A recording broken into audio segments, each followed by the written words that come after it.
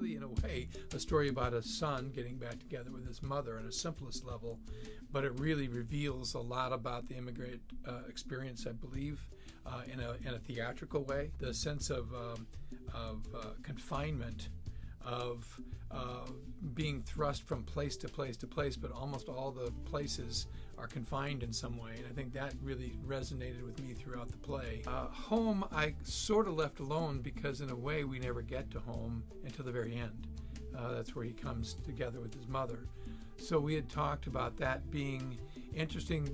What's interesting for it, and this is somewhat giving away the end, is that for us, the time that they discover home and reunite is the time it's the most open on stage. Before that time, there's always structure around, and we've boxed in a way.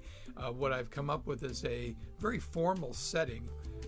On one level, my set is somewhat symmetrical in terms of the layout of the floor, but those symmetrical structures are made up of anything but symmetry. I'm anxious to see how we work this. The transition between the tunnel and the train, those scenes are back to back. It's later in the story when Anon has encountered Pascal, and they meet in a railroad track tunnel. We have on stage is a circular space, circular sort of tube it's looking straight down stage, and the boys will come out from underneath it, through it, and then act in front of it, and you see that round tunnel shape.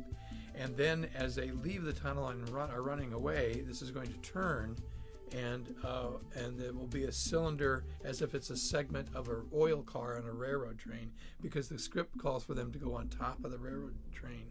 So that as that turns, they're supposed to be out and up a ladder, and they'll sit on top of the train speeding along. And so that transition I'm very interested in. We're making use of some theatrical seemingly magic, an elevator. We have an elevator on stage.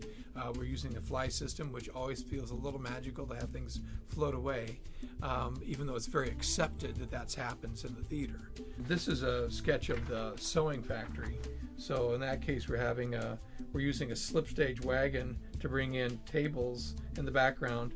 The table, ymous, the mother, is sewing a shroud, and she's separated from the other workers, and because she's finishing a job, she'll come up on an elevator down and kind of to herself, and then we're flying in a string of clothes above the space to signify the sewing factory, the sweatshop factory here. So the layout is a large rectangle. The floor is a series of rectangles, but as you can see, it's very broken. The tin is falling down.